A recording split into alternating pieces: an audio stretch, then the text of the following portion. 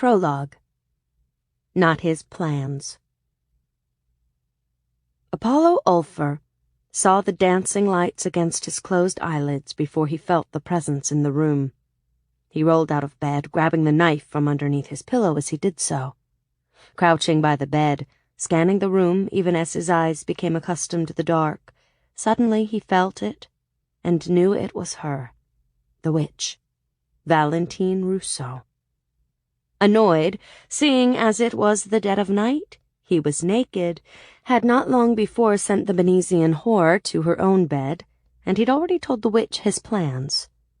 And these were not the plans he'd shared with her, hence the whore who had left.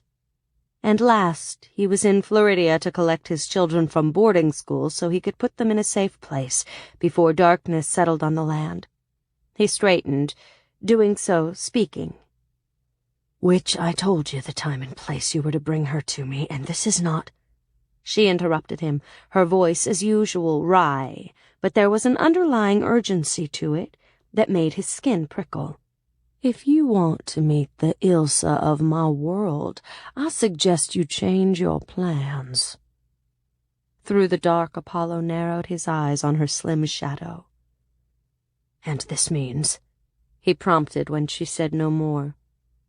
"This means the Apollo of my world has found her." When last they spoke, she'd explained what that meant.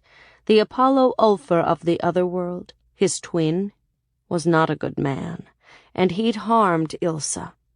Because of this, she was evading him. Now his twin had found her. Gods damn it. He'd waited bloody years to have his wife back. He wasn't going to let the other bloody him in a parallel universe take her away. Without delay, Apollo bent to collect his clothes from the floor, commanding, "You'll take me to her." "Is that a question?" she asked in reply. Yanking up his breeches, he cut his gaze to her shadow. "No, it's bloody not."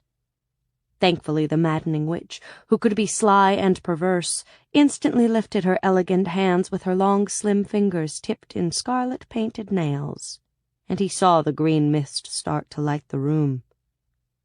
"Bring your weapons," she warned. "Bloody hell. Ilsa." "Of course," he murmured, having yanked on his shirt. He pulled on his boots and moved quickly to the chair, where he'd thrown his cape and saber. "All of them, Apollo," she went on. "Bloody hell." He didn't respond.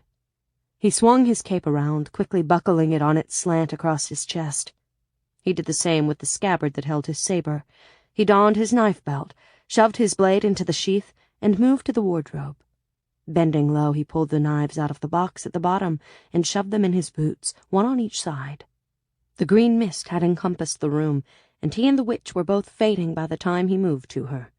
Although he didn't fall, he felt the ground give way beneath his feet, and all faded to black. When he felt solid beneath him again, and their environs came into sharp focus, at what Apollo saw, his blood coursed scalding through his veins. He opened his mouth, and he roared.